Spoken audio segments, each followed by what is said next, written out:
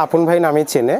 আসলে করোনার সময়ে যখন স্কুল কলেজ প্রতিষ্ঠান সব কিছু বন্ধ হয়ে গেল, সেই সময়টাতে আমি বাসায় এসে অবসর সময় পার করছিলাম। ঠিক সেই সময়টাতে আমি বুঝতেছিলাম না কি করা যায়, তো ভাবতেছিলাম যে যদি একটা কিছু শুরু করতে পারি।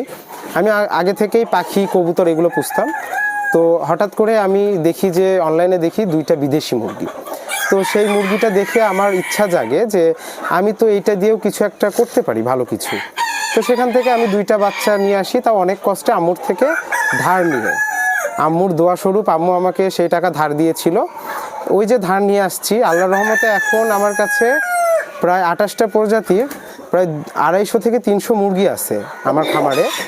এখন পর্যন্ত কোনো ইনভেস্টমেন্ট আমার করতে হয়নি, শুধু আম্মুর থেকে যে 1.5 থেকে 2,000 টাকা ধার নিয়েছিলাম, ওই টাকা দিয়েই আমার পুরো যে ফার্ম এখন দাঁড়ায় আছে ওটার উপরেই। আর আমার খামারে এখন মোটে কাজ করে 8 থেকে 10 জন বেকার যুবক। পাশাপাশি আমার এলাকায় আমি আরও 4 থেকে 10টা নতুন খামার তৈরি করে দিচ্ছি, যেগুলো বিদেশি মুরগির খামার। তো আমার তত্ত্বাবধানে ওই খামারগুলো তৈরি হচ্ছে। আর মেইনলি আমি এই মুরগিগুলো বাংলাদেশের প্রায় 64 জেলাতেই পৌঁছাতে সক্ষম হয়েছি, তাও বাসের মাধ্যমে। আমরা বাস যোগে কেউ যদি এই বাচ্চাগুলো নিতে চায়, আমরা বাস যোগে এই মুরগিগুলো আমরা পাঠাই। আর এই মুরগিগুলোর রোগ বালাই খুব বেশি হয় না, এগুলো আমাদের দেশের আবহাওয়ার সাথে খুবই ভালোভাবে থাকে। আমাদের কাছে আছে Brahma, Silkie, Cochin, bantam, Phoenix, Yokohama, frizzle, Polish cap, Polish frizzle, Sebright, Serama সহ 28টি প্রজাতির মুরগি আছে। আর আমাদের এই খামারের আমরা যে লালন পালন করছি, অনেক সময় অনেক রোগ বালাই হয়। সেক্ষেত্রে আমরা উপজেলা পশু হাসপাতালে যাই, সেখানে গিয়ে কিভাবে মুরগিটা কিভাবে সুস্থ করা যায় এই জন্য ডক্টরের পরামর্শ নেই। পাশাপাশি আমরা নিজেরাও স্টাডি করে গুগল থেকে সাহায্য নিয়ে আমরা এদের রক্ষণাবেক্ষণ করি। আর বিদেশি মুরগি পালার ক্ষেত্রে যেটা বলবো, যারা বিদেশি মুরগি পালন করতে চান, আগে 2টা দেশি মুরগি লালন পালন করে দেখুন। যদি আপনার সেই অভিজ্ঞতা থাকে, আপনি যদি ভালোভাবে লালন পালন করতে পারেন, তারপরে আপনি কিছু টাকা ইনভেস্ট করে বিদেশি মুরগি কিনুন। আমি কখনোই বলবো না যে একবারে 1 লাখ টাকা বা 2 লাখ টাকা দিয়ে মুরগি কিনলাম আর বড় একটা কিছু হয়ে গেলাম, এরকম আসলে কিছু হয় না। আপনি এটা সাধনা করতে হবে, সময় দিতে হবে, মুরগিকে ভালোবাসতে হবে।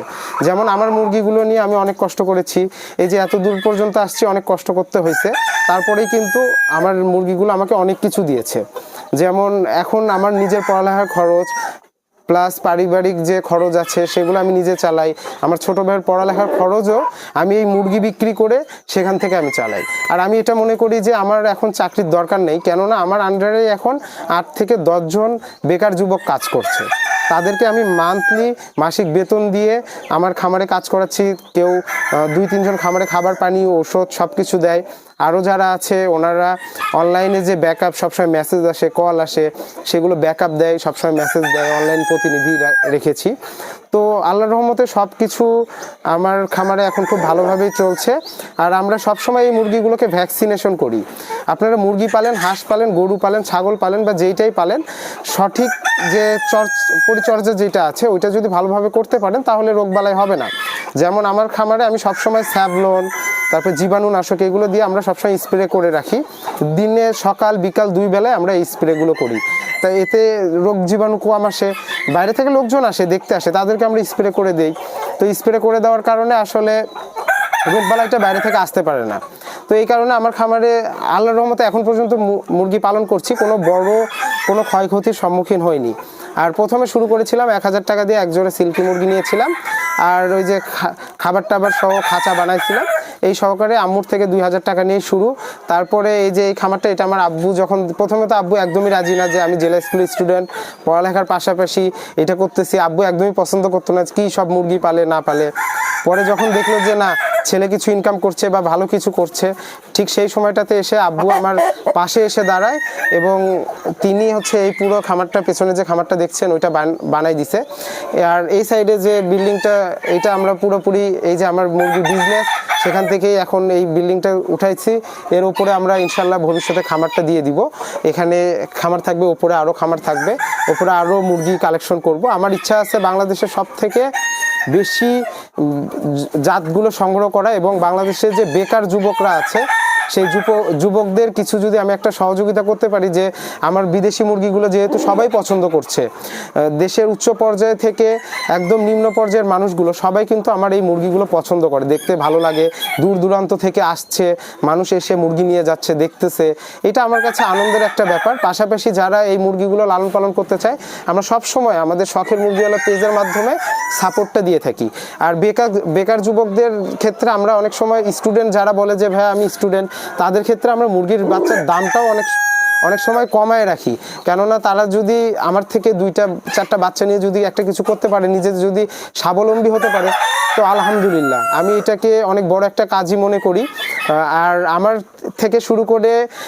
থেকে মুরগি নিয়ে শুরু করে এখন পর্যন্ত অনেকেই ইতিমধ্যে পুরো বাংলাদেশে অনেকগুলো খামার তৈরি হয়েছে, ইনশাল্লাহ ভবিষ্যতে আরও খামার হবে, আমি সবসময় এই আশা রাখি। আর আমার জন্য সবসময় দোয়া করবেন, আমার মুরগিগুলোর জন্য সবসময় দোয়া করবেন। এখন আপনার খামারের সর্বোচ্চ মুরগির দাম কোনটার প্রাইস বেশি? আমার খামারে যেমন এই যে আমার কোলে দেখতেছেন American Brahma, Columbian light Brahma যেটা বলে, এটা 15 থেকে 25,000 টাকা পর্যন্ত জোড়া হয়ে থাকে, কোয়ালিটি বয়স ভেদে বিভিন্ন দাম। এটা বয়স দেখেন, এটা বয়স হচ্ছে 1 থেকে 1.5 বছর, আর এই মুরগিগুলো ওজন হয় 4 থেকে 6 কেজি পর্যন্ত। আর আমার খামারে এখন সব থেকে দামি মুরগি হচ্ছে ওয়াইনডটের বাচ্চা আমি রিসেন্টলি নিয়েছি, এগুলো মুরগির জোড়া 60,000 টাকা পর্যন্ত জোড়া, এক জোড়া মুরগির দাম 60,000। আর এই যে আমার ঘাড়ে দেখতেছেন লক্ষ্মী একটা মুরগি, এটা হচ্ছে পৃথিবীর সব থেকে ছোট জাতের মুরগি, এইটার ওজন কিন্তু মাত্র 200 থেকে 300 গ্রাম, ডিম পাড়ে কোয়েল পাখির মতো। আর এই মুরগিটা দাম কিন্তু অনেক বেশি হয়ে থাকে। আর এটা মালয়েশিয়ায় একটা প্রতিযোগিতা হয়, মালয়েশিয়ার শো সেরেমা এক্সিবিশন, সেই প্রতিযোগিতায় এই মুরগিগুলো আসলে কম্পিটিশনে অ্যাটেন্ড করে। আর এই মুরগিটার দাম হচ্ছে 20 থেকে 30,000 টাকা জোড়া হয়ে থাকে। আর আমার খামারে অনেকগুলো আছে, এদের দ্বারা আমি সবসময় ডিম বাচ্চা পাচ্ছি, ডিম ফোটাচ্ছি। আর প্রতি সপ্তাহে আমার খামার থেকে 100 থেকে 200 পিস ডিম পাওয়া যায় প্রতি সপ্তাহে, সেখান থেকে আমরা বাচ্চা পাচ্ছি 80 পিস থেকে 100 পিসের মতো।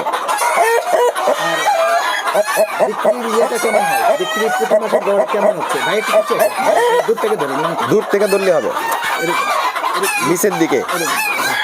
আচ্ছা, এই যে খামারের যে যুবকগুলো আপনার, এদেরকে আপনি ট্রেনিং দেবেন না উপজেলা পর্যায়ে তাদেরকে ট্রেনিং দেবেন?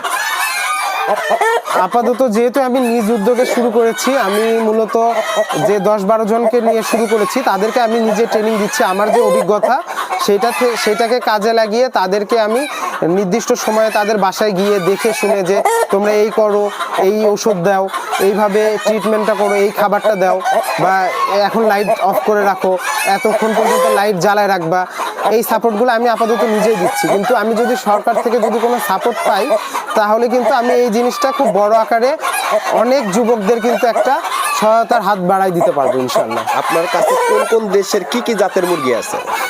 আচ্ছা, আমার কাছে আমেরিকা থেকে শুরু করে নিউজিল্যান্ড, চীন, জাপান, তারপরে হচ্ছে আপনার জার্মানি, প্রায় 12 থেকে 13টা দেশের মুরগি আছে। আর বেশিরভাগ মুরগিগুলোর অরিজিনই হচ্ছে চীন, তারপরে হচ্ছে আপনার আমেরিকা, যুক্তরাজ্য, তারপর যুক্তরাষ্ট্র, এই সবগুলো দেশ থেকে আমাদের মুরগিগুলো আসে। আসলে আমার চিন্তা ভাবনা এখন চাকরি বাকরির পেছনে নেই, কেননা আমার কাছে এখন 7 থেকে 8 জন কর্মচারী সবসময় কাজ করছে। তো আমার চিন্তা ভাবনা যে ভবিষ্যতে আমার যে এই ক্ষুদ্র প্রজেক্ট, আমার যে স্বপ্ন, এটা আরো বড় আকারে করা, শুধু মুরগি না, যেমন এখন নাম হয়েছে শখের মুরগিওয়ালা, এই নামটাও আমি অনেক কষ্ট করেই বের করেছি। কিন্তু আমি ভবিষ্যতে ইনশাল্লাহ শখের যত পোষা প্রাণী আছে, যেমন শখের ঘোড়াওয়ালা, যেমন যে ইউনিক ঘোড়াগুলো পাওয়া যায়, তারপরে শখের গরুওয়ালা, তারপরে শখের হাঁসওয়ালা, এই প্রাণী রিলেটেড যত কিছু আছে, আমি এরকম একটা প্রজেক্ট ইনশাল্লাহ নিজে থেকে একটা তৈরি করব। সেই প্রজেক্টে ইনশাল্লাহ সব কিছু শৌখিন জিনিসগুলো থাকবে, মানুষ আমার কাছে আসবে তাদের মনোরঞ্জন করার জন্য, তাদের যেন ভালো লাগে, একটু সময় কাটায় পরিবারের সাথে এই প্রাণীগুলো দেখে। তো আমি সেই রকমই একটা পার্ক, ডিজিটাল একটা পার্ক তৈরি করার চেষ্টা করবো ইনশাল্লাহ। তো বিদেশি মুরগি আমরা প্রধানত খাবারটা দেই যে আমাদের পাকিস্তানি মুরগির যে খাবারগুলো আছে, এগুলো খাওয়াই প্রধান খাবার হিসাবে। পাশাপাশি আপনি ধান, গম, ভুট্টা এবং চাল, ভাত সব কিছুই খাওয়াতে পারবেন। এবং এদের শরীর সুস্থ রাখার জন্য বা ভিটামিনের প্রয়োজনের জন্য আমরা সবুজ শাকসবজি বা ঘাস থেকে শুরু করে সবকিছু এই মুরগিগুলো খুব ভালোভাবে খেয়ে থাকে। এই পর্যন্ত কি কি রোগ বালাই হয়েছে এবং মানে কি সব কি ধরনের রোগ বালাই হয় এই ধরনের বিদেশি মুরগির সব থেকে বেশি সমস্যাটা হয় হচ্ছে ঠান্ডার সমস্যা। যখন এদের ঠান্ডা লাগে, এই যে এদের চোখ বন্ধ হয়ে আসে, চোখ ফুলে ওঠে, তারপরে নিঃশ্বাস নিতে পারে না, তারপরে আস্তে আস্তে সিক হয়ে যায়, মুরগিগুলো মারা যায়। তো আমরা যদি আমাদের খামারটা যেখানে আমরা স্থাপন করব, যেখানেই করি, কিন্তু আমরা যদি একটু খোঁজ খবর রাখি যে সরাসরি বাতাস ঢুকতেছে কিনা, সেটা যদি আমরা দেখতে পারি, আর সরাসরি যে বাতাস সেটা যদি আমরা আটকাই দিতে পারি, তাহলে কিন্তু মুরগির ঠান্ডা লাগা অনেকটাই কমে যায়। আর আমরা প্রতি মাসে, প্রতি 1.5 থেকে 2 মাস পর পর আমরা ভ্যাকসিনটা কমপ্লিট করে রাখি আমাদের বিদেশি মুরগিগুলো, কেননা এদের দাম কিন্তু অনেক। তো একটা ভ্যাকসিনের দাম কিন্তু খুব বেশি না। আমাদের যে নিকটস্থ পশু হাসপাতাল আছে বা হসপিটাল আছে, সেখান থেকে কিন্তু আমরা একটা ভ্যাকসিন 20 টাকা দিয়েও আনতে পারি। তো সেই ভ্যাকসিনটা করলে আমার মুরগিগুলো খুবই ভালোভাবে থাকে, প্রায় আগামী 1.5 থেকে 2 মাস পর্যন্ত নিশ্চিন্তে থাকে। তারপরে আবার ভ্যাকসিনটা করতে হয়। কি কি ভ্যাকসিন দিয়ে থাকে? আমরা মূলত রানীক্ষেতের ভ্যাকসিনটা দিই, তারপরে গাম্বুরা, আর হচ্ছে আপনার ফাউল পক্সের যে ভ্যাকসিনটা আছে, এটা আমরা ভ্যাকসিনটা করে থাকি। বিদেশি মুরগির অত ভ্যাকসিনের প্রয়োজন হয় না, শুধু রানীক্ষেতের ভ্যাকসিনটা খুব বেশি আকারে যখন রানীক্ষেতটা ধরে তখন অনেক মুরগি মারা যায়, আর অনেক খামারও শেষ হয়ে যায় শুধু এই রোগের কারণেই। আচ্ছা, সেক্ষেত্রে আপনি যথেষ্ট সচেতনতার সাথে হ্যাঁ, আমরা যথেষ্ট সচেতনতার সাথে সব সময় ভ্যাকসিনটা টাইমলি আমরা দিয়ে থাকি। এবং যে এই যে শীত গেল, শীতের মধ্যে আমরা বার্ড ফ্লু ভ্যাকসিনটা করি, কেননা আপনারা জানেন বার্ড ফ্লু একটা মহামারী।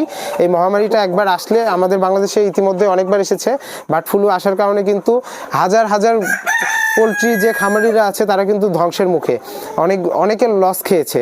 তো এইটা থেকে বাঁচার জন্য আমাদের যেহেতু সব শৌখিন মুরগি, অনেক দামি দামি মুরগি, আমরা এই বার্ড ফ্লুর ভ্যাকসিনটাও করে থাকি। আমি মেইনলি সাজেস্ট করব যে যারা দেশি মুরগি বা যে কোনো ধরনের ফার্ম দিচ্ছে মুরগি রিলেটেড, তাদেরকে বলবো যে আপনারা নিজেরা কয়েকটা মুরগি পালন করে দেখেন যে আপনারা পারতেছেন কিনা।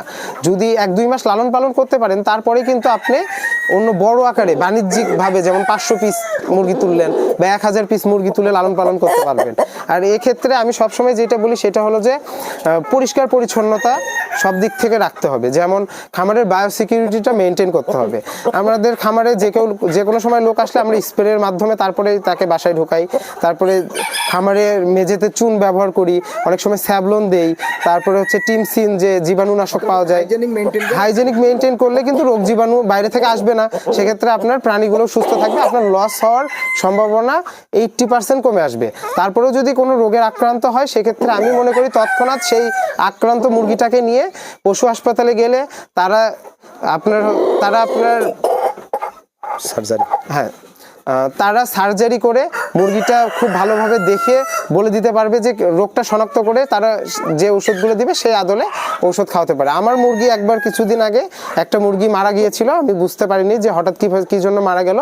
পরে পশু হাসপাতালে নিয়ে গেলাম, তারা আমাকে খুব ভালো ব্যবহার করে তারা আগে মুরগিটা কেটে দেখেছে এবং কেটে দেখার পরে রোগ নির্ণয় করে আমাকে উপযুক্ত ট্রিটমেন্ট দিয়েছে, তারপরে আমার মুরগি আলহামদুলিল্লাহ সুস্থ হয়েছে।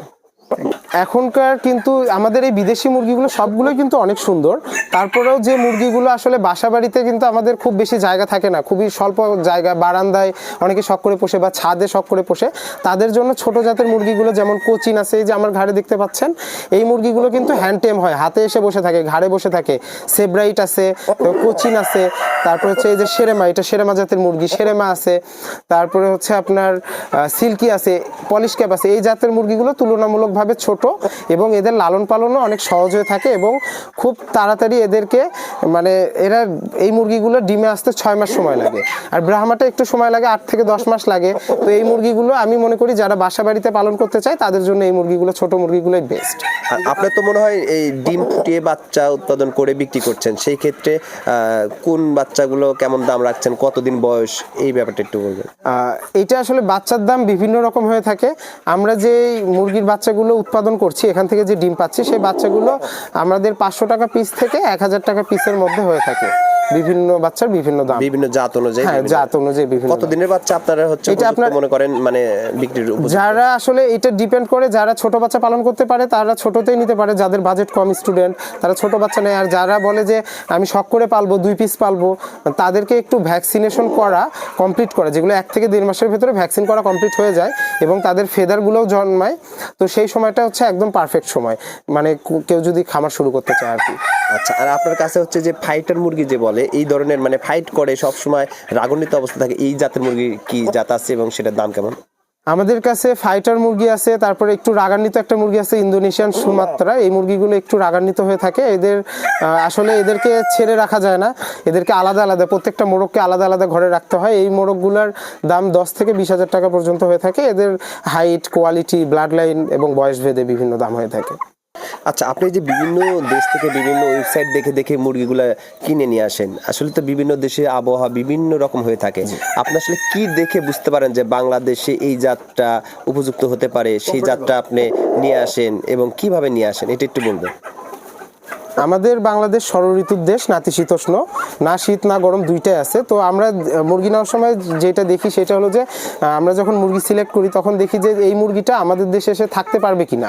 আসলে অনেক দেশে দেখা যায় সারা বছরই বরফ পড়ে, সেই মুরগিগুলো যদি নিয়ে আসি তাহলে কিন্তু আমরা সেই এনভায়রনমেন্ট দিতে পারবো না, মুরগি অসুস্থ হয়ে মারা যাবে। তো আমরা যেখানে দেখি যেই দেশগুলোর মুরগিগুলো হাফ শীত হাফ গ্রীষ্ম থাকে, এইরকম মুরগিগুলো জাতগুলো সিলেক্ট করে আমরা ইম্পোর্টারদের সাথে যোগাযোগ করি এবং তারা আমাদের মুরগিগুলো আনায় দেয়।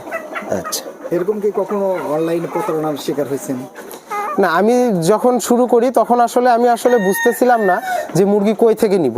আমি এক জায়গায় পেয়েছিলাম নরসিংদী, কিন্তু অত দূর আমি তখন স্টুডেন্ট ছিলাম, অত দূর গিয়ে মুরগিটা কালেক্ট করে নিয়ে আসা আমার জন্য অসম্ভব ছিল।